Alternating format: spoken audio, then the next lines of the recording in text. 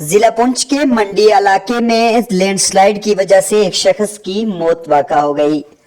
बता दें कि मंडी मार्केट के करीब 1 किलोमीटर पहले लैंडस्लाइड होने की वजह से है जो सड़क पूरी तरीके से टूट चुकी है और वहाँ एक ट्रक में जो ड्राइवर था उसके फंसे होने की जब इत्तला मिली तो उसके बाद जो मकामी लोगों व इंतज़ामिया की मदद से उसे निकाला गया, लेकिन एक शख्स की मौत वाक़ा हो गई।